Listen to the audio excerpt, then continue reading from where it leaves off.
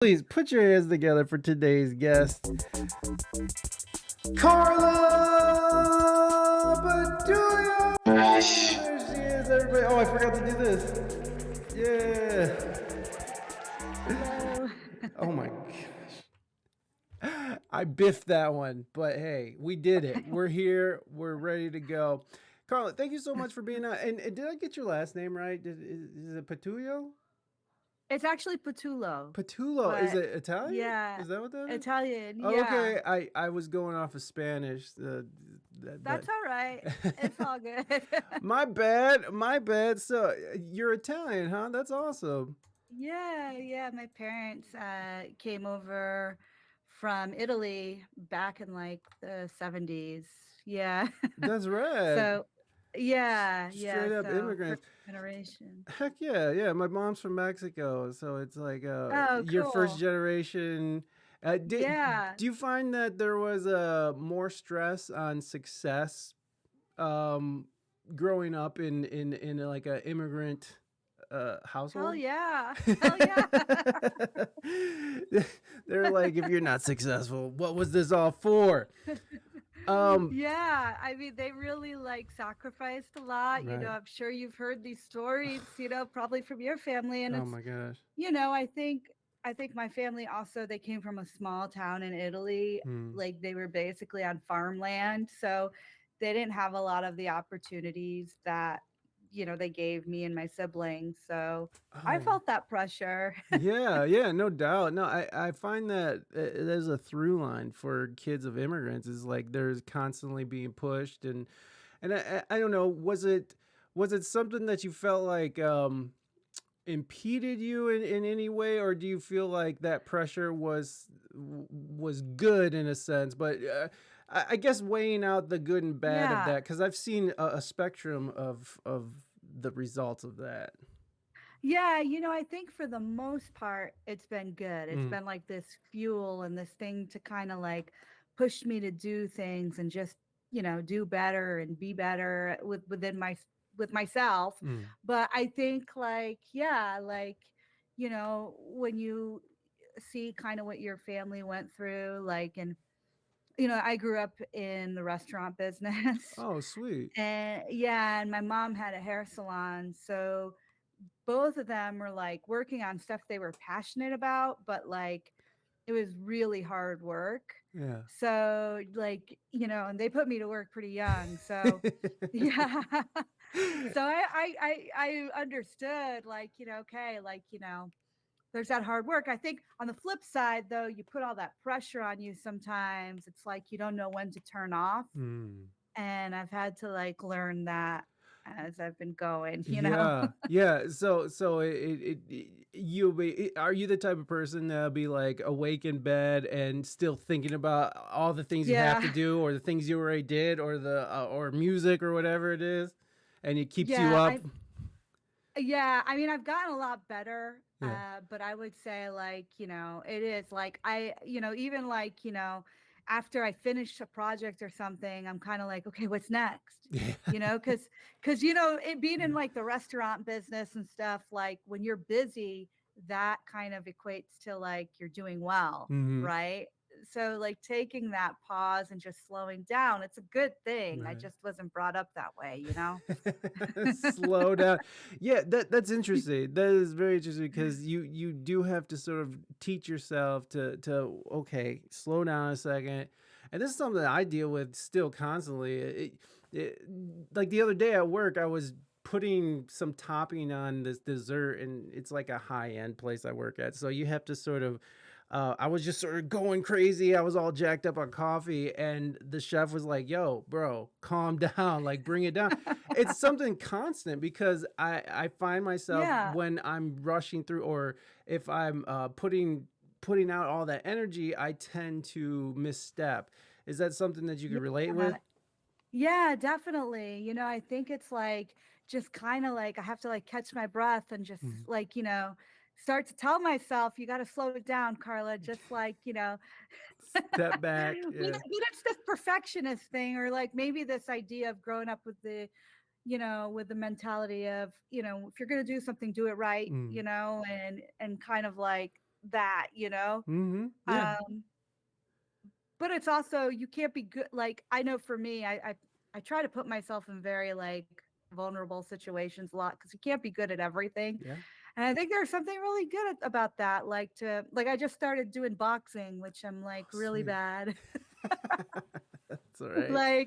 Like I'll totally get my ass kicked, whatever, Yeah. but I don't know if I'm allowed to say You that can say language, I'm whatever sorry. you want. Yeah, you're Okay, good. okay, but you know what I mean? But it putting myself out of this element of just thinking about it, it's like, yeah, like, it was really good, like, to, realize, okay, maybe I'm not great at this, but what can I do? And what's the best that I can be at it, you know? Yeah, for sure. I feel like being vulnerable is such a huge part of creating, anyways, and sort of finding because you do get comfortable.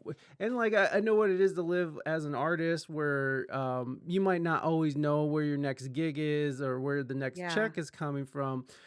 So having that. uh, Being able to be comfortable in a vulnerable situation is very important, especially Yeah. when it comes to like the anxiety that can come with it. So putting yourself in those different positions is super useful, and I feel like it crosses over in everything you do. I also feel like you can Yeah. get too comfortable in music as well, you know, and Yeah. then sometimes you find yourself like, oh shit, where's the I next mean, gig coming from, because right. you thought this gig was gonna keep going, keep going, and then it dries up one day. You're like, oh, Yeah. okay, I need to figure something else out, retool, and get back at it. So it's really cool that you took on something like boxing, which, by the way, I'm a terrible boxer as well. Yeah.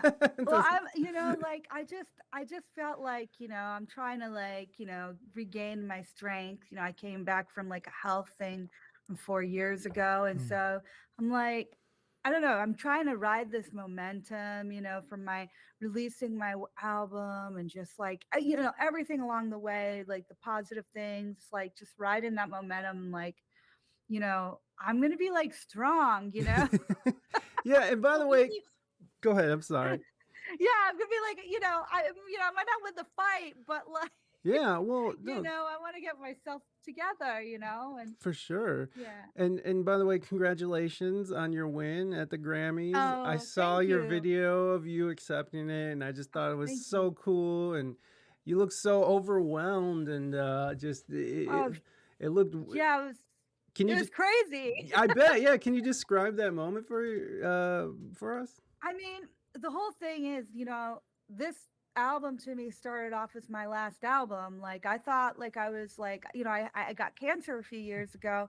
And I thought this was like the end, Mhm. like I didn't really, I don't know. I was like, I didn't even have the idea of like finishing the album, you know what I Wow. mean? Yeah. So just coming full circle to the Grammys, and getting nominated even, I was just like in shock, um, but I also like felt like this was like a story that wasn't just about me. I felt like connected to like the other women and also the men who go through this horrific disease, Yeah. and I just like I felt like I needed to take that with me, Hmm. to the to really like, give them my nod for, every survivor with this illness has made it better for the people who have it after them. Yeah. And that's like, I really want to honor that.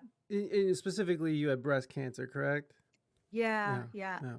Very, very lucky to have caught it early, though Mhm. it was a heck of a few years of treatment. Mm. Um, so, it's just, I hate to say it, but I keep meeting younger and younger people getting it, like Yeah. it's just, That's yeah, wild, that because there is sort of this explosion of young people getting cancer, whether it's breast or testicular or just like random, weird cancers that are popping up. And like it just yeah, seems like in the last couple of years that it's just yeah, exploded, and it's wild, like I don't know. yeah, I don't know y- what causes it or whatever, but it does seem to be pretty recent explosion of it. So yeah, but yeah, I mean, thoughts and prayers to the folks dealing with that, and hopefully they can yeah, find inspiration in your story, because I mean, it is a beautiful story, and to think that that you didn't even know when you started this album that you didn't even think you were gonna finish it. That's insane to me. I mean, I can't even imagine what that is to go through such a thing, to get Yeah. that news and then to start a project. Was the project a way to sort of, I don't know, distract, or I don't know if that's the right word for it, but was it? Yeah, it was like it was a way like, fundamentally music, when something crazy is going on in your life like that, like all the things in your life that are fundamental to you like are there. You can Yeah, see them. And like music was like there for me in this way that it was when I began yeah, play music. It's just to like heal, to like get something to express myself. And I didn't really, I was like really depressed. And so I just kind of I started off with just my phone and like singing random ideas. mm, And then I was like, well, maybe I'll get up today and I'll go and, just set up a microphone. And a lot of the tracks began that way. Like a lot of the vocals on my album are those original vocals that I sang oh wow, that's those cool. days waking up because I just wanted to preserve them because I felt like, I was really recording at this time. It was like a journal, Yeah, and so I just started piecing it together and I started with the vocals and I started feeling better. My doctor started telling me, the medicine is working really well. I was oh, one of the very lucky people. yeah, Uh, and and so that momentum started, and it was like, okay, well, maybe this is an album, you yeah, yeah, know, and then it was like, oh, I'm gonna finish this album, and then and as I'm healing with my body, I had like major surgery, like I'm getting my body back and healing is the same. Like I was like putting this album out there. I was talking about cancer because mm, like I couldn't talk about it for, it would trigger like I would have PTSD from everything I went through. So, but by putting this album out, now I can talk about it and yeah. it's like this growth that's like paired with my healing. It's pretty amazing actually. I've never really experienced anything like it, you know? Yeah, I can I can only imagine. So you had a hard time talking about it. So were you able Yeah. to? Was it something that you kept inside, or were you able to talk to like close friends or family about it? I really kept it between close friends, Mm-hmm. but sometimes there's like certain words that like can really trigger, Yeah, you know. yeah, Even if you're talking with someone and they're saying like just trying to give you encouragement and whatever, but there are like little things like or if you put the TV on and like so and so died, yeah. and Oh like yeah. just things like that, or like, oh, Mm-hmm. I had a friend who went through it. She didn't make it, but I'm glad you're doing okay. Oof. These are these are all like Yeah. little and people don't mean to do it, No. So, but I was also very raw and like very, sensitive. Of course. So, Yeah. I think it's, but as the first time that I talked about it professionally with anybody that I work with was in the recording studio with the Scorchio Quartet who are on Okay. the album. And so that was such a special day, not only because we were recording the music, but it was also the first time I opened up to musicians and they responded with their music and Yeah. their emotion behind the music. Yeah. So that Yeah. was cool. I mean, yeah, you can definitely hear the emotion, and I think I was reading somewhere, or maybe I heard it somewhere, but you're using very healing tones when it came to composing this album. Tell me about the healing tones, because we just did a whole segment on on frequency and Yeah, 432 hertz and 528. exactly. And so, Yes, like, I was yeah. just curious on if that had any play in it, and if you could just kind of, talk us through that process. Absolutely. Yeah. It's funny because yeah, I was working with different frequencies, Hmm. especially this album. I was having a hard time sleeping, so I was trying to compose in this like place where there that it would set me into this place where I could really relax Hmm. and just get rid of the anxiety. So, Yeah. I was doing a lot of, tone searching, Yeah. and frequency searching, but I started to get into binaural beats a Yeah. bit too, and that was really fun. And I tapping into this, like, I'm really like trying to grow more with. I want to like get connected with like a music therapist on the next one, or a Oh, wow. psychologist, Yeah, yeah. because there's so much I don't know about the world. I mean, I was just Absolutely. figuring it out for myself as I was going through it. Um, but yeah, I mean, I think it's pretty wonderful, like that these frequencies can set your mind and body into this space. Right. Um, and I also tried to use, there was something, um, like here in LA, we had a very, we're such babies, but it was raining.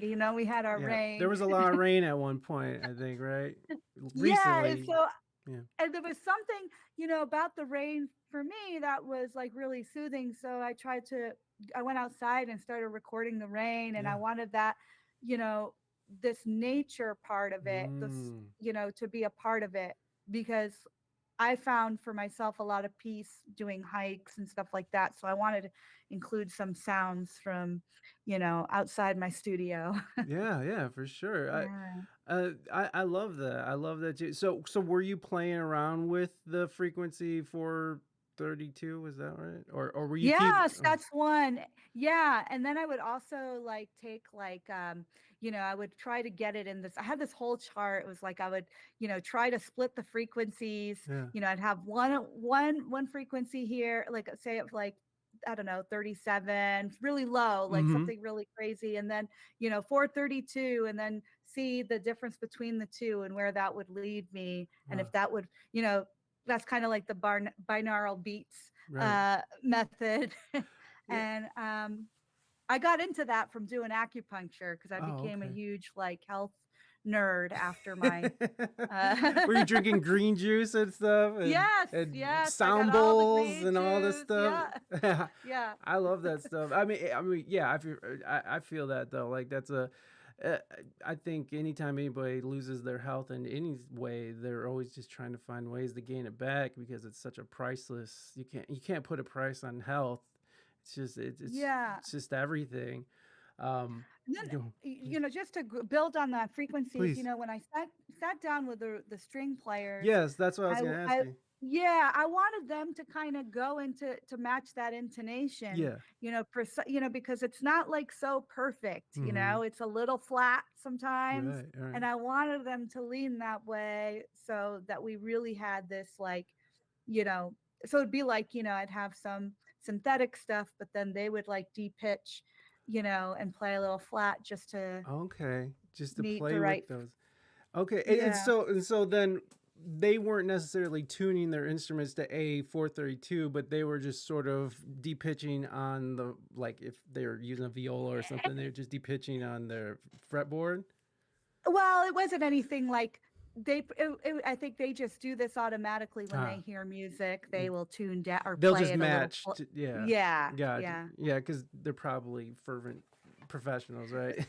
There's They well, just there's this real dissonant part on the album yeah. that there's like, I think it's Machine Dreams, where there's a synthetic tone, and then there's a viola, and they're just like on the edge of each other. Hmm. Like it's not perfect, but I love it. Right. Like it's really cool. Yeah. Heck yeah. That I love I, that. I mean, I don't say that about myself a lot, but I'm saying Martha the violist is Yeah. really cool. Well, I mean, I love that nerdy type of like really breaking it down into like into frequency. It's amazing to me. Like I have a friend who just put out an album. It was all made in 432. Because he was Oh, actually the one who amazing. told me about it. And he was just like, yeah, man, it like 440 was made by the Nazis. Yeah. It's like what? There, Which it kind of was in a way. We just found that out honestly right before he came out, but not whatever. yeah. But yeah, it's a really interesting stuff when you start breaking things down to frequency and how sound waves affect us. And I mean, it gets down to physics, because Yeah. we are just vibrations that we're just vibrating atoms that represent a solid mass. So like, of course, these Yeah. vibrations are going to affect us, and the fact that I think 432 is related to the actual vibration of Earth, right? Because I think that was eight Yeah. hertz. It vibrates at 8 hertz, so it's like um, having this frequency that sort of reaches out into the universe and to Earth and being connected to it. Now we're getting hippy dippy, but it's still Yeah, amazing stuff. no. It's science and hippy dippy and all in one thing. It Uh, is so crazy because it's like, like, and I was, when I was going to acupuncture, they would have binaural beats on in the yeah, background. yeah, And like, but I was like, instantly, it would just flip my mind like into this really calm state. And wow, I'm so fast. It's a very deep, deep subject. And yeah, I'm dude, so like fascinated about like with it. And I just want to like learn more and more about it. Yeah. absolutely. Absolutely. Now, are you? I see some scents back there in the background. There. Do you? Yeah. I got a little moog. I love those. Oh man, yeah, I love like vintage scents and stuff. But Yeah. now, are you using a lot of like analog hardware? Are you using a lot of MIDI when you're composing? Like, or is it all of it? It's a little bit of both, Mm, I do have like a real digital system set up mm, because I do film scoring. right. So a lot of times it's like quick, but for my albums, like, especially I do have some like analog stuff, but I like to record as much as myself as I can. Hmm. If I can't get like any band in here, or, musicians in here, like I even like with pads, like I just want to take, you know, the any sounds, like sometimes if it's I'm going outside to pick up rain, Yeah. or if I want to just take the cello, I play a very like horror cello. Oh, okay. I'm like been playing for a couple years, so Oh, I that's don't, sweet though. but but what's cool is like I just want to make sounds with that. Hmm. And so I'll bring it in and I'll, kind of just start playing with that, with different things I have.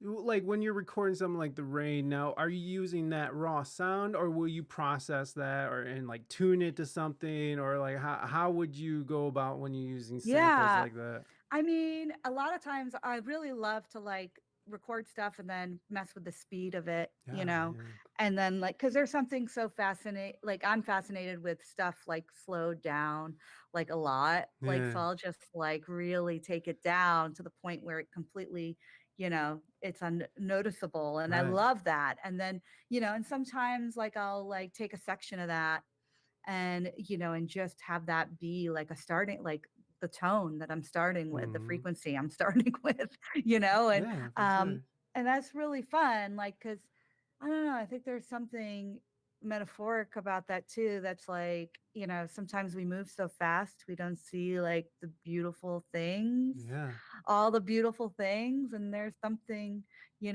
about taking a moment and just, stretching extrapolating, it yeah. out. Yeah. And being like, whoa, what's that? Yeah, for sure. I love that. I love it when people they're not just using sound straightforward and they're using just different ways of manipulating it into something else. Because you're right, it's very metaphorical to life.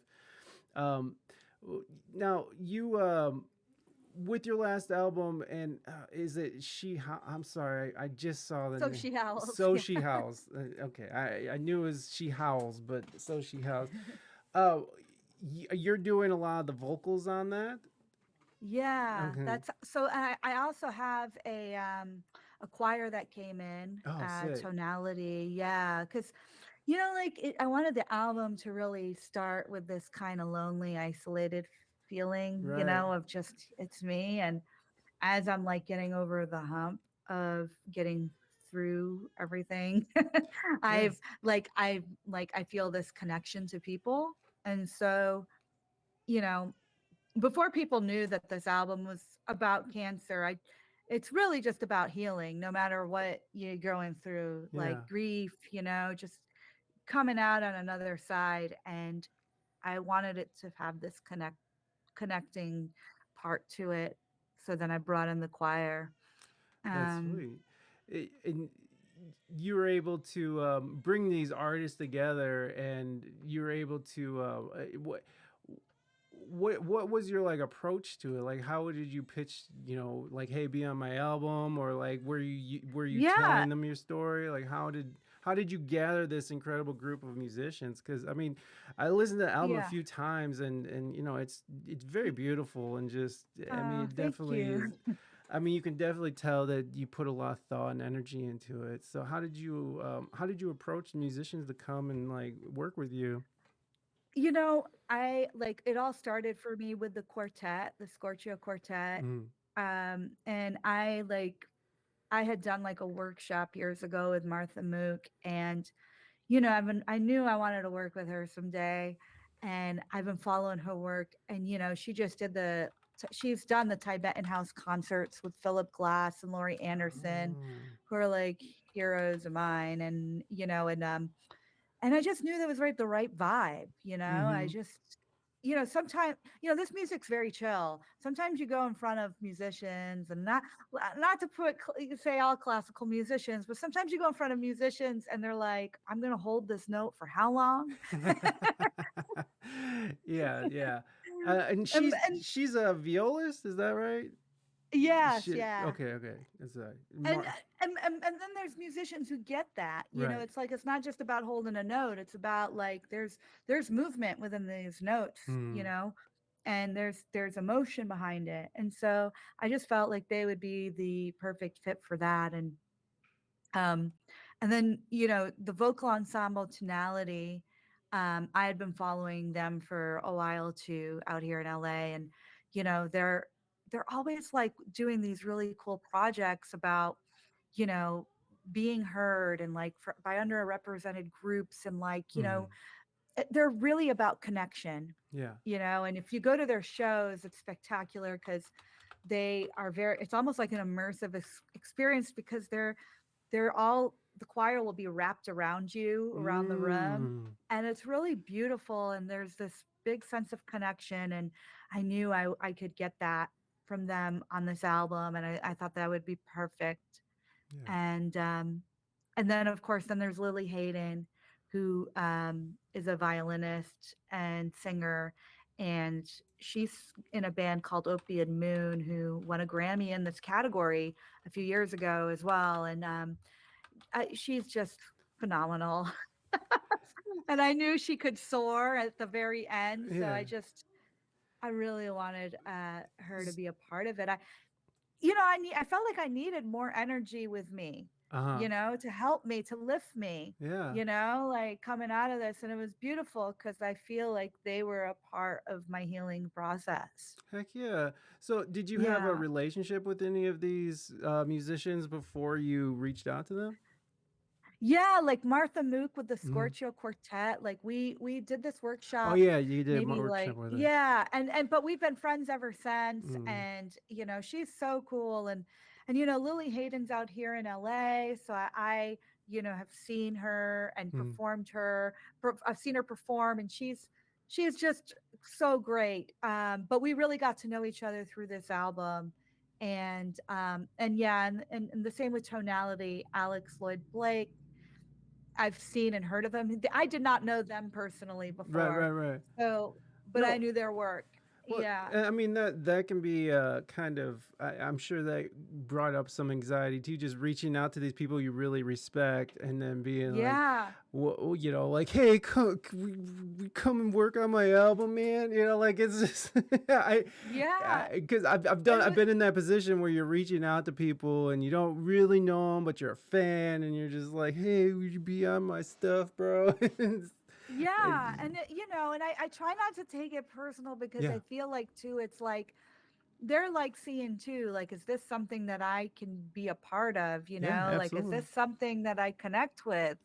Yeah. It's hard, because it's you're nervous, you're Right. vulnerable, like that, right? Exactly. You're putting yourself out there. Yeah, but I think in the end, I didn't know this about like Lily, but I think her mom had cancer, Oh and wow. I opened up to Lily, and so this really resonated with her. Oh, that's And awesome. and then you feel like, yeah, like not thinking about the music itself, but what you're writing about, are these collaborators connecting with it? Heck Because yeah. if they do, they'll be a part of it, I think.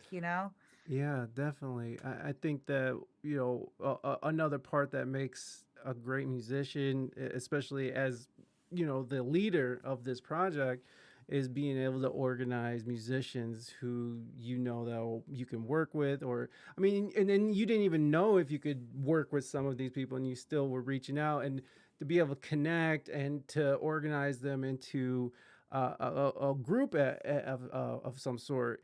Were you working remotely with everybody?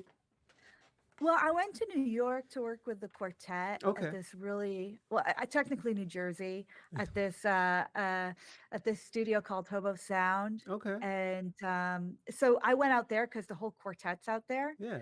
and James Frazzi was our engineer. He's so awesome. I was so, and he's from near my hometown, so Where it was like automatic connection, where you are you know, from, if like you don't mind?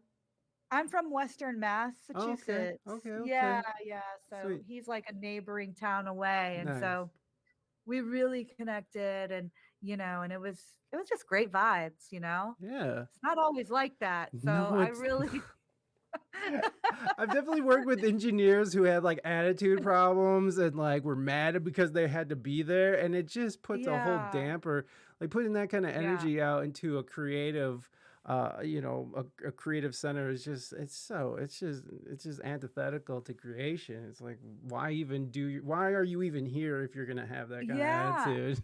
It's Or weird. yeah, and then I think sometimes engineers like they're so in the like technical land Mm-hmm. that they're not really there Yeah. and but he was a superb engineer. Like he was just had this the room sounding great and everybody sounded awesome and yeah, and it was inspiring.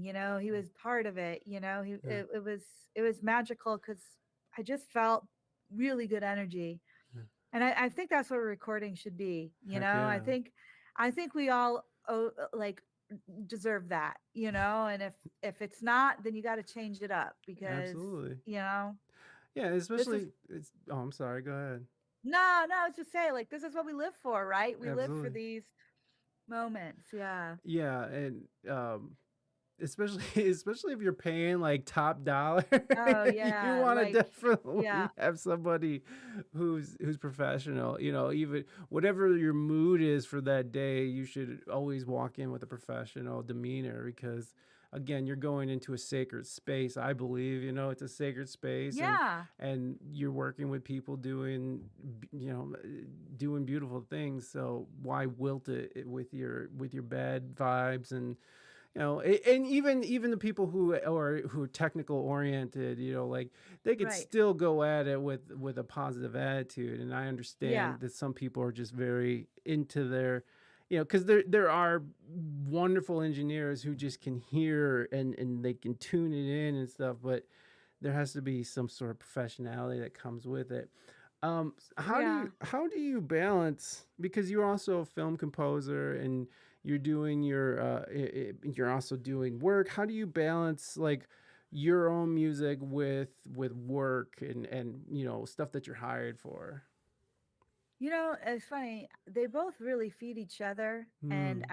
I realized that my film scoring stuff, it's work for hire, but it also feeds my sound as a solo artist. So Hmm. I've like really grown into that, but into appreciating that. But vice versa, like, last 10 years before I made this album, it's really film scoring a lot. And I think there was a part of me that was getting a little like I don't know, like the temperature was rising. I needed an outlet, Yeah, like to yeah, get some ideas out. And so I do think it's healthy to have that balance of having both. yeah, And now I'm like really a firm believer that like every day I need to do something. If I'm on like which I am on a film scoring project right now, yeah. I need to wake up and at least have like an hour of like Carla time where I'm doing my own work, and growing as a composer and experimenting more.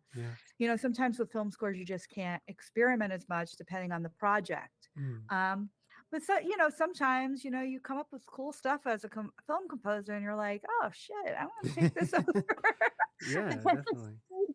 and apply that process, to what I'm doing, you know? So I don't know. I respect both and try to respect myself within that. Yeah, no, yeah, because you're absolutely right. You can be diving headfirst into work and then forget about yourself. You lose yourself in other people's music, or I mean, it's your music, but Yeah. it's still other people's ideas and it's other people's projects, and it's like I can relate to that just in the fact that I was working as a gigging musician for so long, just a hired gun for so long, and that I wasn't making any of my own music. I wasn't doing any kind of production Yeah. work, and you just sort of get burnt out on that. And I enjoy playing out and stuff, but like there's a point where I just like being alone in a studio setting where you have your own Yeah. setup, you have your own you're on your own time, and you can just sort of express, and you can lose that very easily by just being so involved in other projects. Well, yeah, you opened up a really nice can of worms here, though, about performing and Yeah, recording, because yeah, that's another, it's like, very different. Yeah. very, very, very different. And, Mm, I used to perform a lot. And since film scoring came along, I've mainly been a studio person. mm.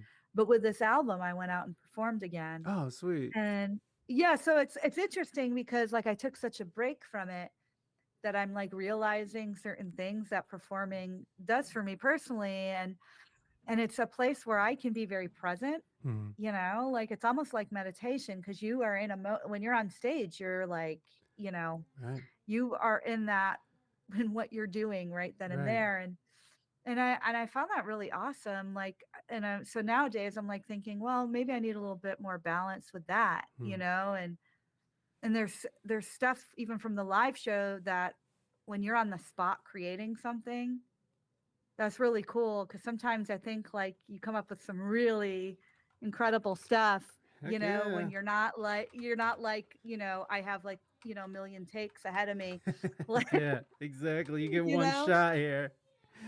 Yeah. I no, So, I love performing, but in the past couple of years, I mean, since COVID, really, since everything shut down and I had to redirect yeah. everything, performing has sort of lost its luster for me. I'm just not even, it's fun once in a while, and me and my wife perform together, but like. Other than that, it's been very much in studio, like writing, producing, Yeah. working with other people. So for me, I'm finding a lot of satisfaction in just doing that. Whereas like Yeah. performing, especially the type of performing I was doing, I was working at bar gigs and Yes. stuff like that. So it's like you're Yeah. hauling gear at 4 in the morning, and I Yeah. live in the I know. Midwest, so it's Yeah. like four. And you know how this is, Yeah. live from Massachusetts in the winter, Yeah. getting home at like 4 in the morning, carrying gear into your home is like Yeah. bleh. Um, it, Yeah. Go ahead. I don't know if you're about to say. Oh no, I was gonna say I don't miss that. I mean, when I used to, Yeah, no one having does. it, getting in a van. I used to tour with a Mm, trio, wow. and just all that stuff of like, you got to carry your own stuff in, and it's hard. It's very hard work, Yeah. and sometimes you put in so much work, and then, there's something about the show that goes wrong, or there's like two people there, or I don't know, like Yes, it's just it's rough being on the road like that, it is. but there is something too like that. I feel like I really personally, I feel like I found myself a lot in performing, Yeah. but but there is something about being in the studio too that's like you are like creating something that's going to be around for like it's Mm, archived, yeah, like absolutely. that's really cool. Hell yeah. No, I mean, performance is amazing, and like, I mean, don't get me wrong, it's a beautiful thing. It's just coming off of how much I was touring and how much I was playing out and just prostituting myself around town. It was just, it came to, it just, at this point, I'm an old man now and I got kids, Yeah. and like, I like Yeah. being home. I like Yeah. being in my own space. Like, Yeah. I don't know if you got this too. I know COVID was tough, and Yeah. it was hard, but like for me personally, I enjoyed not having to leave my house. I enjoyed not Yeah, leaving. I know. I It don't. was Did you? nothing changed. Yeah. Exactly. Doing Yeah, this. it's nothing really changed. It's like, "Oh, yeah, what's going on out there?" Yeah, it's like I gotta wear a Yeah, mask now, but okay, it's yeah. fine. I know, I Yeah. know. There is something I love, like, being able to come into the studio and just, have this space of, like, you know, doing what I wanna do, creating what I wanna create, and, like, now not, like, having to really deal with going out and dealing with all the obstacles of gigging. And I agree with you. I think, like, when I was younger, I used to love it, Mhm. and but now I'm like, I don't really wanna I don't even wanna see a van, you know? I had too I had too much van trouble when Yeah. I was in a band, you know? Yeah, for real. It's like for me, I was in a van with like 4 or 5 stinky dudes, so it's like, okay, Yes. I'm good with that. I like sleeping in a bed next to my wife, and like that's Yeah. nice. I don't like sleeping on some rando's carpet that's all wet and smells like dog, and it's like, ugh. Yeah. But I mean, there was something beautiful about it too, then. Yeah. But it's still, it's like, hey, at some point, I think you probably just you mature a little bit and you get older, Yeah. and you find a different way to express yourself, which and it's all good, right? Like there's nothing wrong Yeah. with any of it. It's just Yeah. you move on, and You I move on. hats Yeah. off to the people that are still going, man. Like the people who are like in their 40s still running around the country. I mean, I look at Bob Weir, right? Like Bob Weir is a good example of somebody who's just been going, like touring, like since the Grateful Dead to now. Yeah. He's playing with John Mayer It and stuff. But I mean, it's insane, like, yeah, to be but I think, like, you know, maybe that's, like, where he leans more towards, and that's fine yeah, too, absolutely. but I hear you. I think for me, the road has always been it's been exciting. I have great Hmm. memories, but something about it for me tends to be more on this kind of lonely. I don't know. I get really lonely on the road. It's so Yeah, me too. weird, Oh like yeah, yeah. You're even though with I'm a people and friends, but it's like, yeah. yeah, it's just I don't know. You got I to do what speaks to you. Absolutely. How did you end up going from like touring to getting into composing and doing film work and such? Yeah, like it was a real switch because I was in this band called White Widow, which is very different from the music that I'm doing now. And what'd you Um, play? I'm sorry. What'd you play in I White played Window? guitar and Sweet. I sang vocals and wrote the tunes and Okay, so it was your um band. yeah, and Okay. it was a really fun project. And then I lived in Austin for a while. Oh, I love Austin. And yeah, and so there was a South by Southwest year, and comedian Sandra Bernhard came Yeah. to, yeah, and if you know her work, she usually has a band with her. Oh, I didn't know And that. I mean, I knew she was a yeah, comedian and I've seen like clips of her being funny and stuff, but I didn't know that she had a band with her. y- yeah, so she does music with her comedy. So yeah, it's really fun. It's really fun stuff. And I grew up like loving that. And she came to play a gig in this parking lot actually in Austin, as everybody does. Which happened, yeah, And in South, especially South yeah, by. Yeah. and my band opened for her, and she caught my show, and we became friends. And then I went on tour with her and Oh. started MDing her shows. It was really fun. But this is where it really changed for me, because now I was starting to use music as a way to support another story. Mm. And that's like, film composing. It's like there's a story there, and you got to like find a way to support it, and you know be there for the story. The Yeah. music's not about my personal story, it's Right. about her story. And that was really fun and really eye-opening to me, like, and I realized how much I love storytelling. Mm. And at the same time, I was really enjoying listening to a lot of different film scores and stuff like that. And yeah, and then I just kind of like grew, like, one of my I wrote a concept album, which turned into a short animation by these two artists out in Brooklyn. And then that like kind of just spiraled. I just started working in it, and I really love it. Mm. Yeah. Now, is that something that you started like? actively pursuing, or did a lot of stuff just sort of end up in your lap? At first, it was I was doing like a lot of fun projects, a lot of my own, and then I actively started to pursue it, and Mm. I, got off the road with Sandra, and I went into grad school actually, which is Oh, so okay. crazy because, like this is someone who wanted to like after high school just get go to New York and do my thing. But my parents being the immigrants, they were like, no, you're going to college because Yeah. we didn't go to college. Yeah, exactly. Yes.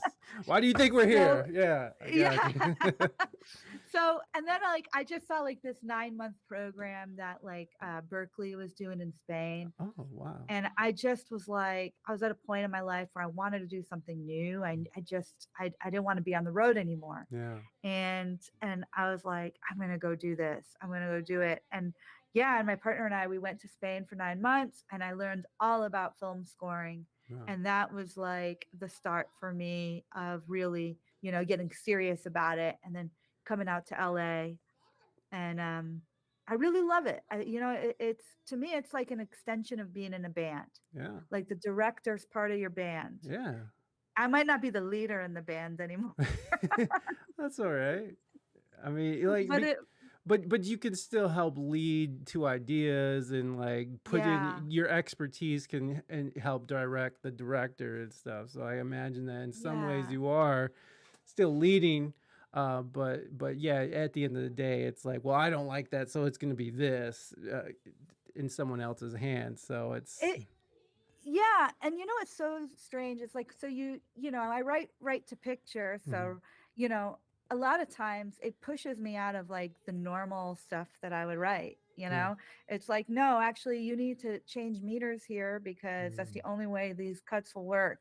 And Yeah. so all of a sudden you're writing in new meters and Yeah. like, you're using different instrumentation because the director likes this but I feel like I'm still able to develop my voice through this, and Oh it's yeah, still me. absolutely. Well, I mean, especially when you have to stretch yourself out in that way, Yeah. and especially when there's a deadline involved, Yeah. and The deadline. you don't really have a choice. Like you Yeah. have to sort of push yourself, or else, well, Yeah. there You is got to get it nothing. done. Yeah, there's no or else, right? It's like this has to be done now, and that's just that. So. Do you work well in the pressure of deadlines? I mean, I have to, it is, you know what it is?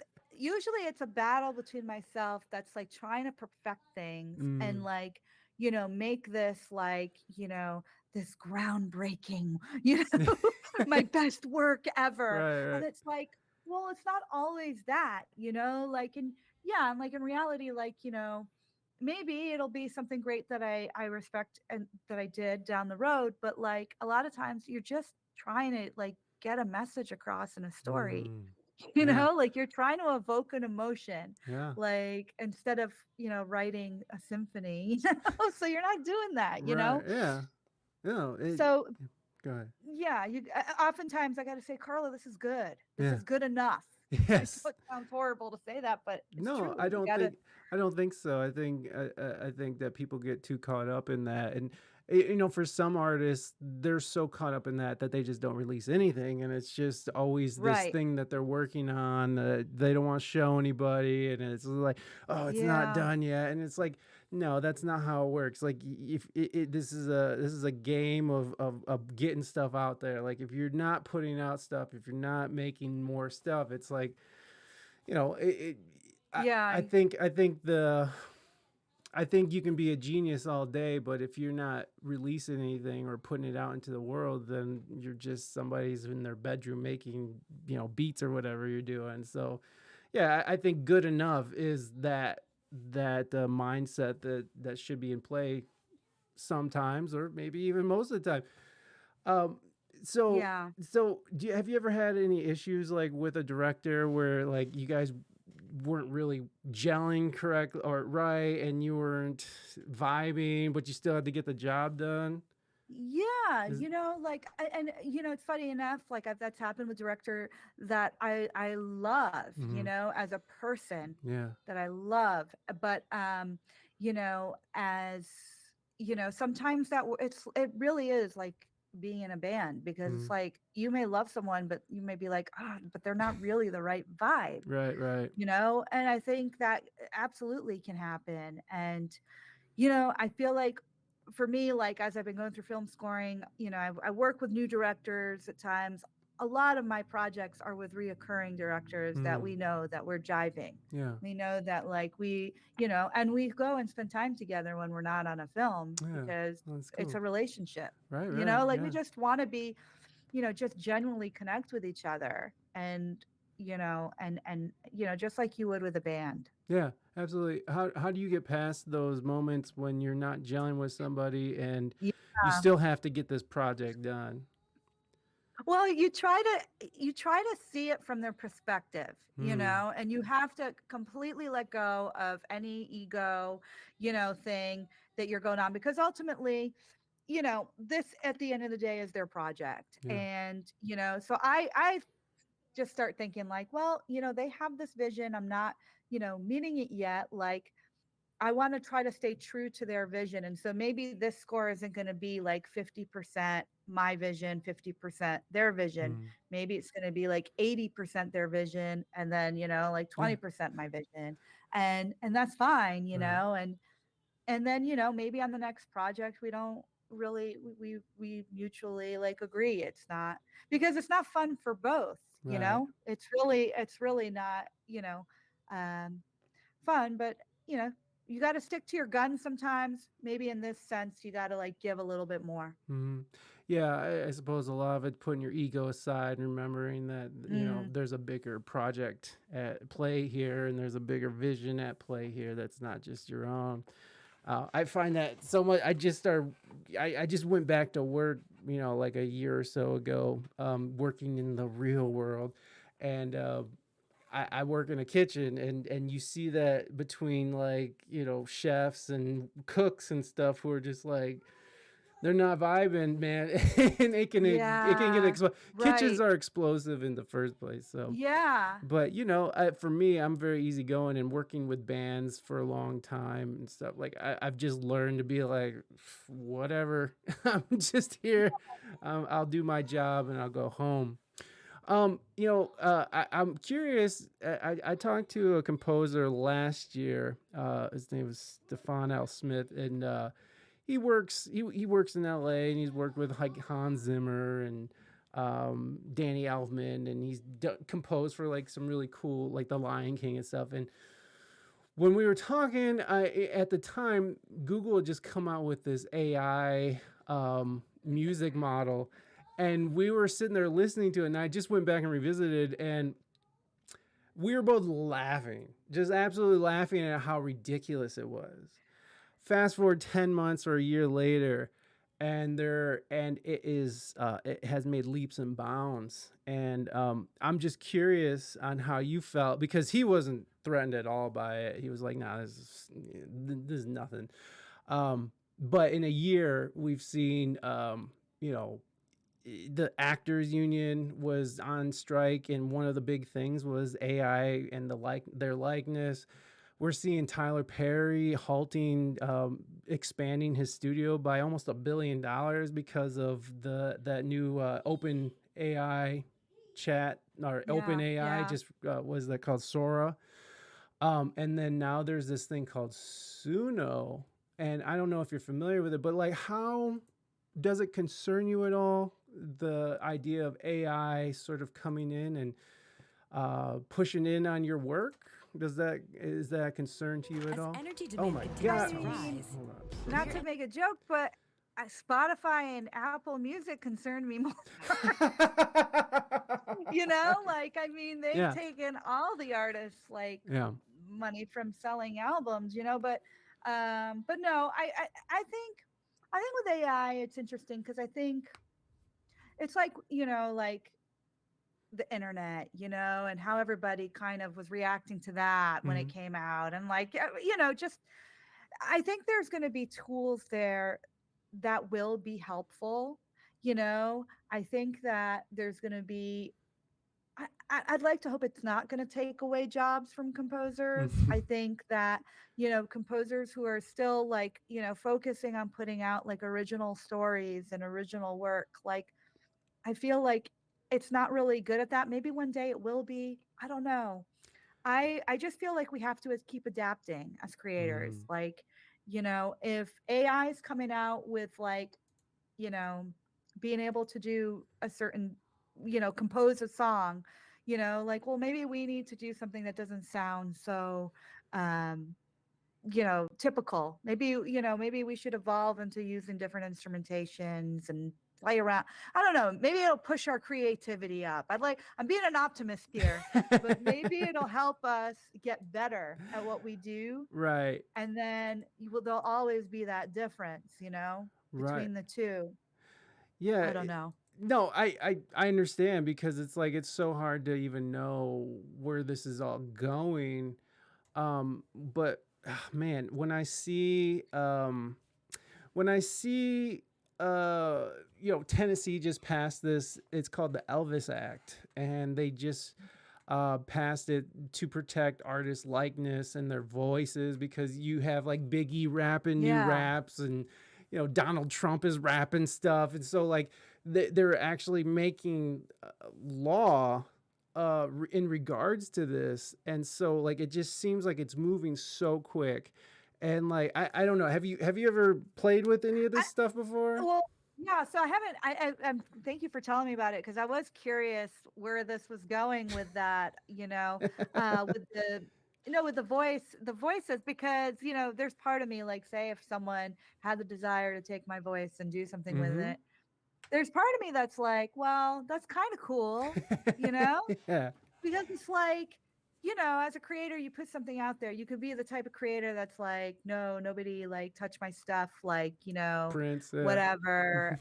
But then I do feel, I don't know, as I'm getting older, like a little bit more open to that. Like Hmm. I put this out there. Um, the problem is that a lot of people, a lot of musicians were underpaid, Yes. you know and and the laws aren't protecting us. We're not really getting the protection we need, and that started years ago, Right. Oh with the yeah. internet. We're still like struggling with you selling albums, Hmm. and stuff like that. So I think like I think that's really more of the problem, um than this. But I think it's that's tough. That is so tough. I mean, I don't know. I don't. Well, I just like my mind goes to like the worst possible conclusion of any situation. So it's like, I mean, this just by working. Musicians can be a little finicky, right? I mean, Right. they can charge a lot. And these movie studios and movie houses are a business. It's a corporation. They have Right. a capitalistic mindset where each quarter they have to make more and more money, and when they don't, someone gets fired. And so Right. in my head, I mean, you have these movie executives right now who are I meeting with know. OpenAI about these. You're talking about, especially when it comes to this video modeling. You have people who are going to be losing their jobs for sure. You Yeah. got And camera people, you got people, location scouts, and then so why wouldn't it go to musicians? Why wouldn't they save thousands of dollars instead of paying somebody? Why wouldn't they do it? Because of the mindset of which is just capitalism at its best, but the mindset of like gotta make more money, and any way to save money, um we're gonna do that, and that's yeah. what scares me about it. I don't know. Yeah, I mean, I think you're right. I think it's gonna go, unfortunately, in that direction where they're Mm. cutting people are that this is happening to people because I think, for the longest time there hasn't been any respect or like No, there fair pay isn't. to people. There So isn't. it's already been spiraling down. So whenever they can cheat the corners, they will, I think. And um It's just so depressing. Like yeah, like I I hate think to we're think we're of it. seeing it with we're seeing it a lot, I think, now with library music, right? It's Mm. starting to be a thing. I've kind of tuned it out. Sometimes I tune. I tuned it out Well, because it's like, oh no, well, I yeah, don't. yeah. Why overwhelm yourself with that when you're busy trying to compose music and stuff like? And I get that. I You know, again, my mind moves to no, the worst possible outcome of any situation. So it's like no. I mean, but it is happening, and I think it's a shame. So many composers and musicians, we've relied on like sync opportunities. mm-hmm. I think that was like the answer to Spotify. I, Right, I remember when I was on tour, it was like either I would sell my merch or physical CDs at the time, or you know that would be how I would make money, or I would get something on television, right. like a something synced, and that I feel like that's people really turn to sync Hmm. for that, and Yeah, so it's really that's what it's come to, right? Because I'm sure you remember the time when, like, if a band was music was on like a car commercial, you're like, these guys are a bunch of sellouts, and yeah, and now yeah, it's like, yeah, ah man, I wish my song was on this Toyota yeah, commercial because you're getting yeah, paid because of when Napster came out and made music so just widely stolen and accepted in that manner. And even to this day, music is stolen constantly. And then when you look at Spotify and Apple Music, and they have all these contracts with the big studios, these music studios and music companies and stuff. So the music companies are still making money. It might not be as much money, but like the people who are suffering now are the artists that they bring in. And I see yeah, these TikTok musicians and Instagram musicians, and I actually just saw one today that was like really great. She was like, she was going to a label trying to get signed, and the A&R person was like, well, what do you bring to the table? And it's like, well, I got like 1 million followers on TikTok, I got 500,000 on Instagram, I do really well, my videos on YouTube do really well, and all this stuff.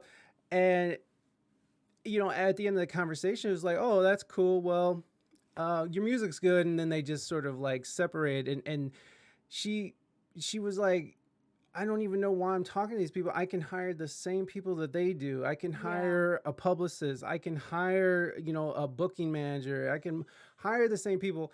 Now, I know labels do have access to a huge network, and they have a wealth of money to put behind projects and stuff, which is a yeah, beautiful thing. But I'm just, you can, it's almost like it's a dying industry, like in its last grasps of trying to make as much money off the backs of the artists as possible. And it's just, yeah. it's disconcerting. And then now AI. Yeah, I mean, it is, and I think like with like the label stuff, I think we've like as musicians we've been like, I want to get a record deal, I want to Yeah, get a yeah. record deal. It's like ingrained in us, right? Mm, And I really feel like asking that question of like, well, what can they really do for me right now? mm-hmm. It's like really the question Really, we got to ask. And I for think you real. were you were hinting on that because it was like there's so much that we can do ourselves and and push ourselves, and like what do you give up in the end? Because I think we need to like figure out new ways of being sustainable as Mm, musicians and putting out work because it's changing really fast. And maybe it's not this place where we have to be selected by a label, or we have to somebody's got to like come to us, because I even think like when you're with a label, no one's going to work as hard for you than you than you more than right, right. like. And I think that's really important. I've definitely learned that the hard way, and I think that's something to keep in mind. And Well, I mean, and the yeah. fact that you were able to to get a Grammy on your own work and your own volition, right? Like you're not associated with a label, correct? Not for this project, I Right. wasn't. Okay. Yeah. You've been And associated, but not for Sochi Howells. yeah, not for Sochi Howells. And I think it's just because I was like just putting it out there, and Hmm. I didn't really like shop it or anything, but like I just felt like I wanted to just put it out there myself and Yeah. just I don't know if I'm a little cheap with my publishing. cheap with my publishing. That's something I've learned to be over Mhm. the years. Like Mhm. even when I'm working in film and TV, Yeah. unless I'm getting like a really great amount of money, Mm.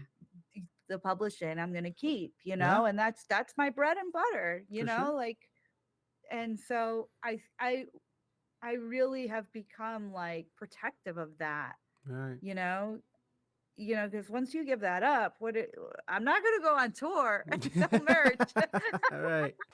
All right. Yeah. No, it's just it's interesting because like labels won't even look at an artist right now unless you have like 3 million followers across all the platforms, and basically you have to do all the work yourself, and then maybe they'll look at you or talk to you for 5 minutes. You know what I mean? So it's like there's still Yeah. this elitist mentality towards these people who put in these artists who put in so much hard work into creating, first of all, creating a good product, and then going through the harsh realities of social media, and creating a following, and putting it out there. I mean, it's just like It's I like two different things. yeah, absolutely. Like there's good music and then there's like good, and sometimes they're both, but Yeah, like, I was thinking this too, like A&R has kind of disappeared, yeah, right? yeah, Because now it's just like, a lot of times it's like going to these like places and you're like, oh, there's like a million followers or whatever, and and the people are deciding what they want to listen to or what bands yeah. are popular on TikTok or whatever, and there's no artist development really Mm. anymore. No, you got to be a full package if you even want to be, accepted into that realm. And it's really funny too when you see these concerts of like people will have their songs go viral on TikTok, and they'll have a ton of people come to their show, and they'll be playing all these songs, and then the kids in the crowd are just like they want to hear that one song, but not just the one song, but like just the hook of the song that's in their videos that they love. You know what I mean? So it's just like they just want to hear their hook. So it's also the demographic is has morphed into something strange, and it's not like that for everybody. Obviously, there's a ton of young people who are consuming music and supporting artists and stuff, Yeah. but it has turned into this very, I don't know, I don't even know how to describe it. It's just this digitized. I don't even know how to describe it. It's just like such a strange time to be a musician, like especially putting out a recording musician. I think live performance will probably survive for a long time after AI comes Yeah. and takes all our jobs. But like, Yeah.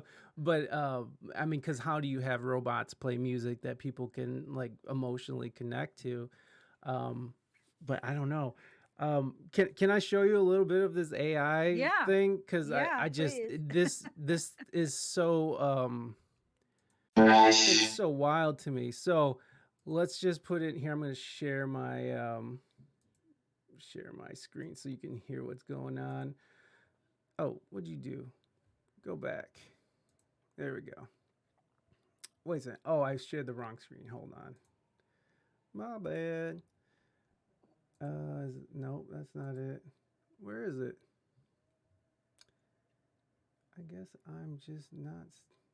Oh, here it is. No, there it is. Okay, we're gonna get this. I swear. So like, I already made a few things, but because we've went over this as on here on Oh, Twitch, but I just I haven't seen this, so no, this no, is no. Yeah, exactly. That's what I'm hard to saying. me. Like, it'll be fun for it'll be fun to see what's gonna eventually take your job. No, and I'm not, and I hope and pray for real that this isn't something that's gonna take your job, because you're a fantastic artist, and you've worked really hard, and you can just tell that you've earned everything you have. So, I always appreciate a good work ethic. So let's see. Let's just say let's write. What kind of genre should we do? Oh, let's Pop see. song? I don't know. Yeah, sure. Let's do a pop song about Carla winning a Grammy. How about that? We'll just we'll see how. Oh my gosh, my spelling is atrocious. Grammy. He won a Grammy. Okay. Let's just see. Just this little prompt, right? And Oh gosh. let's just see what happens. Now, not only is it going to develop a song with music and such, it's also going to generate an album cover.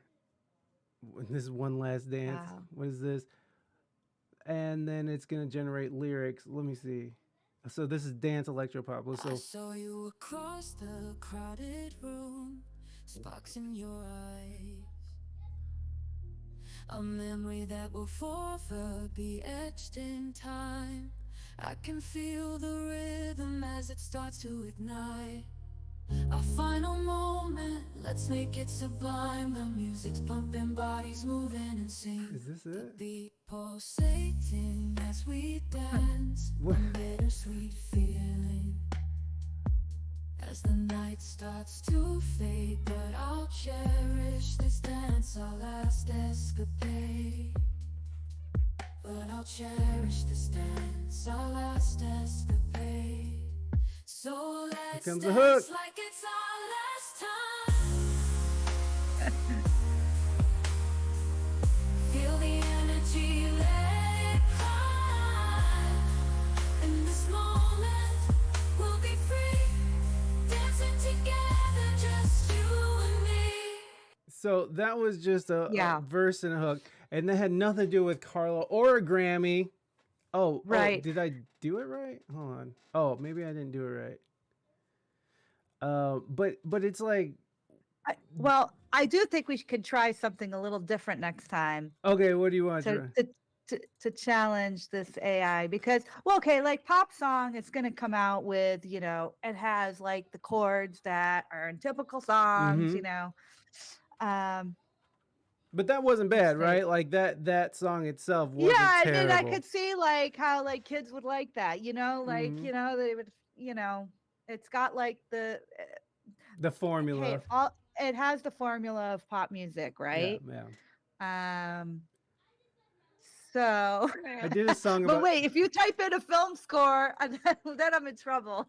Well, let's do that because that's what we were doing with Stefan Yeah, when he was on. We yeah, put in a film score. So like, let's do like film score for a dramatic scene, like yeah. or a car chase. Like, Um, what should we do it?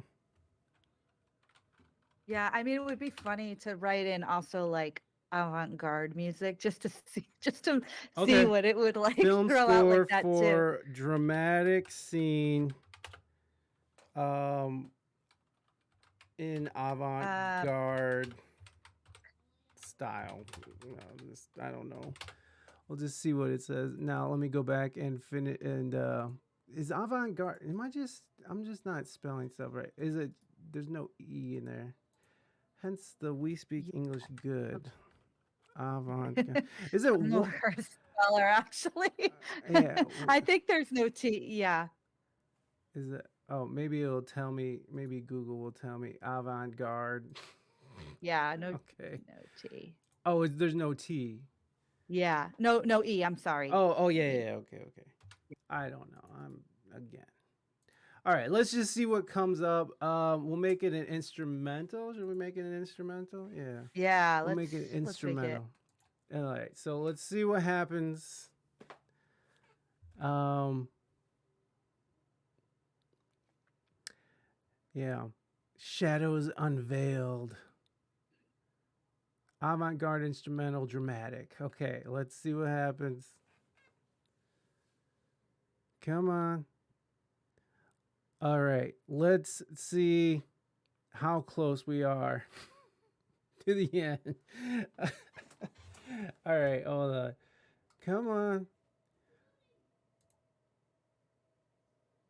All right, it's still It'll thinking. be faster. It'll be faster in like a month. Yeah, exactly. Well, that's what's so scary about this because again, me and homie we were laughing at it. We thought it was so funny, and then like I saw this come out, and I was just like, oh my god, this is insane. All right.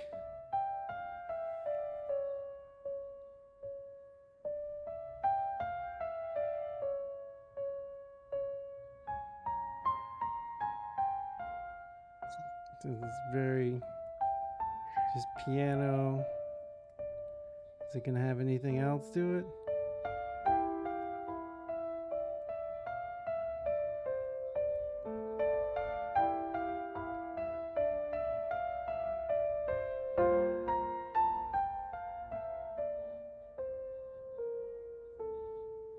I mean, it has dynamics and stuff. It's crazy.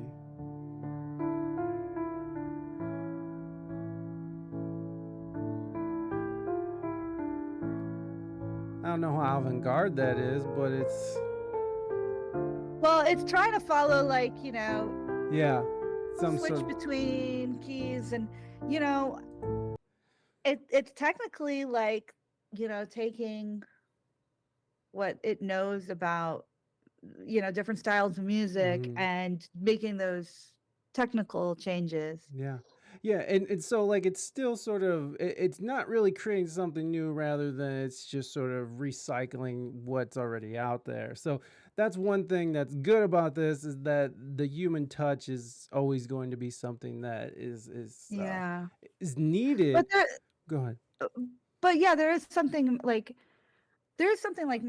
like kind of like, like looking at a piano and saying this is how many notes there are, Mm, let's you know do something, like mathematically or like, yeah. let's figure out like, different times and it's taking all those components Yeah. and doing something, but it is missing like the soul, but it also created a melody which is like scary. Yeah.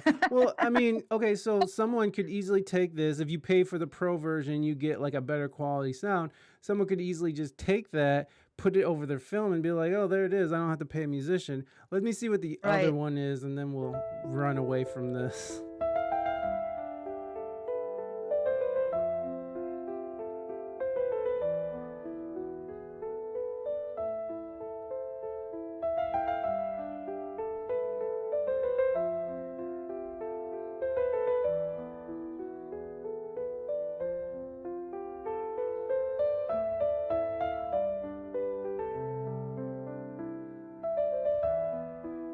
Hmm.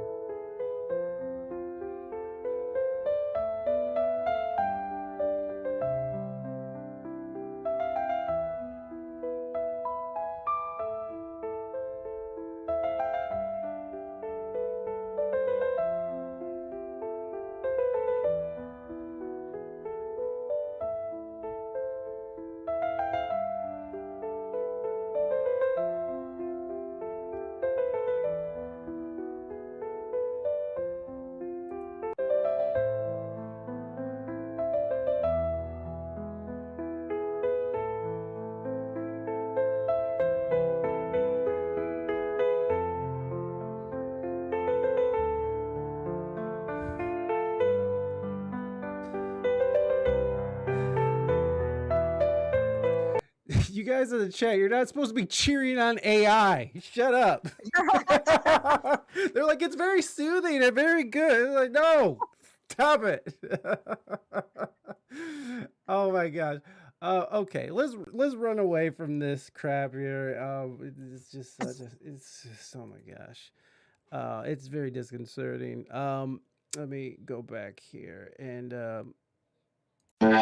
we can start Yeah. wrapping up here. Now that you got to hear that. So what's your what is your thought on that? Well, so like the production of it and the performance of it is not quite there. I mean, to Mm, say like in the future, are they going to be able to tell AI to like make it more emotional? And maybe they can because they're mm, really just ripping off what's out there, right. right? Yeah.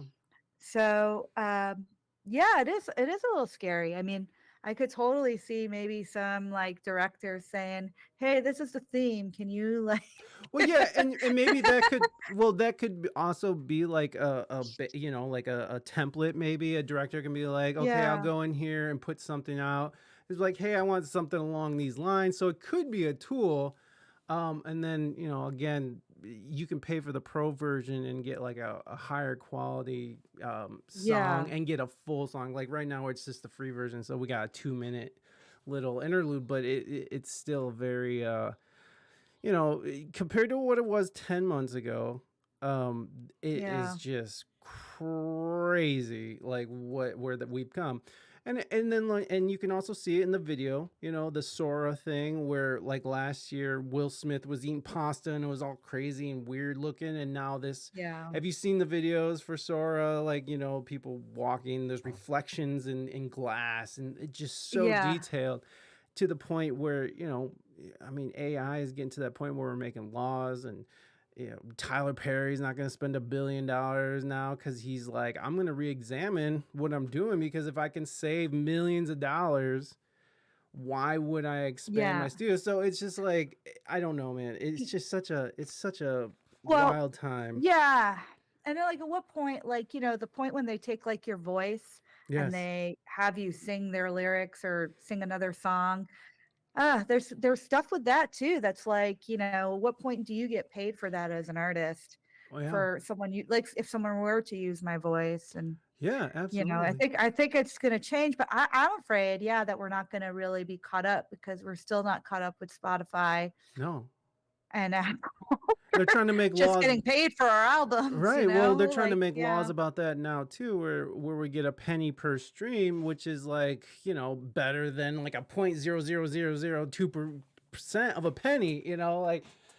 So that would yeah. be interesting if they could do that, but it's still a very it's still just And like a very low.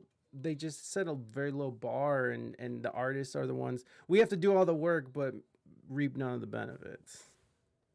yeah, and I think like we have to think, like, I think as musicians that, yeah, like this gives the opportunity to people who don't know or practice music or have studied music or whatever, to call themselves composers and writers. And I think where to us it's like, well, we got to like also kind of push it on our end too, Hmm. to create stuff that isn't so um that's already been done, Right. like I feel like we got to push ourselves more, Yeah. unfortunately I think that's, kind of where we're going, like I'm sorry, I didn't mean to bum you out. Let's end on a good note. Let's end on a good note. Like, so what are you working on now, and what do you want to do here in the future? yeah, like I'm scoring a docu series about homelessness right now, which has Oh. been really really incredible experience. I love doing documentaries because I always learn a ton Hmm. um behind them. And so I'm doing that, and then I'm also working on a new album. Yes. Um Making sure I keep it balanced, and I'm in the beginning stages, which is the fun part. Yeah, yeah, just feeling around and trying to figure it out. It always feels good to when you finish a project. It's fun to start, but like when you finish it, I'm right on the precipice of finishing a project with a young lady out of Chicago that I've been doing production for, and it's such a good album. So I'm super excited to start mastering and stuff. But Cool. you have to mix and master your own stuff, huh? It depends on the project, Mm-hmm. but like for my album, I had Daniel Cresco. I Oh, work with okay, him a lot. okay. He's just phenomenal. Yeah. So he mixed and mastered, or just mastered? He did both. And he Nice. also did like he's done all my film scores Ah, and all that too. So whenever I have the budget to bring him on for film scores, but what's his name? so he Daniel Cresco. Cresco. He mixed like the Joker. He's done a lot of like I've awesome heard. I've films. And heard his name uh, before. yeah, I started work. I found him out here. He used to work for Hans Zimmer and Hans Zimmer Gotcha. studio, Gotcha. Gotcha. and I connected with him as soon as I got out to LA. I just reached out to him because I loved his work, Oh heck yeah. um, and he's that cool guy who's like, I work with indie artists, so um, yeah, and Oh yeah. so and we've that relationship's really grown, and yeah, and he did a spatial audio mix of Soshi Howells, which is on Apple, and Yeah. and Well, no, but I mean, look how this is in one way, right? Like it was really cool that there was sort of the gatekeeper was sort of removed, and it allowed musicians to put out their music and right, distribute it to a worldwide audience and have somewhat of a chance to get heard rather than, selling a few CDs at a gig here and Yeah. there. You know what I mean? So it was an amazing, it is an amazing thing that we're able to sort of we're able to distribute our music worldwide in just a click of a button. But it also is like, well, everybody's able to distribute their music worldwide, and we're also getting robbed Yeah. blind because they don't want to pay the artist, and they want to make sure that they keep their corporate slave masters happy, which is, the big music studio or music company or product bleh, like Universal Music Yeah. Group such. But I'm not trying to crap on them or anything, but I'm just saying these companies are the ones who are benefiting the most. I love on Daniel's website, you're right there. It says Grammy winner. Oh, that's awesome. Yeah, here, I'll Yeah. just show you right there before you go. Boom! He puts you right Oh, there, that's right up at awesome. I top. love Daniel. Yeah, I mean, and he did Assassin's Creed 3, which is dope. So hey, yeah, he's just fantastic, and it's great. Like, he took the album up another level.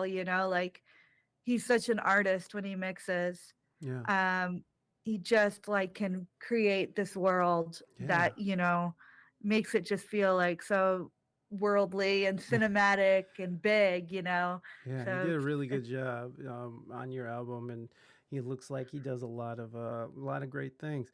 Carla, thank you so much. And by the way, everybody, make sure you go and listen to Soshi Howls, which I put the link in the chat for you guys. And if you're listening on audio end, make sure you go into the show notes and click around. Go support Carla. Go listen to her music. And make sure that you're following her career because she's an amazing artist. She just won a Grammy. Why wouldn't you want to support that? And Carla, thank you so much for being on the show. I thank really you. truly appreciate you taking the time out to chat with us. Thank you so much for having me. Oh, It it was was my really pleasure. fun. It was my pleasure. I'm glad it was. Everybody, please put your hands together for Carla Patullo. Thank you, Carla. I appreciate you. Have a great rest of your day. You too. Thanks. Bye. Bye. There goes Carla, yeah. There goes Carla Patullo, which I said Patullo, but it's Patullo. Yeah, there goes Carla. Thank you for that woo, and mighty mighty. All right, y'all. Thank you guys so much for hanging out with us. That was Grammy Award winning Carla Patullo, dropping knowledge, dropping her skills, and I don't know where I was going with that. All right, guys, we will be back. I'm gonna try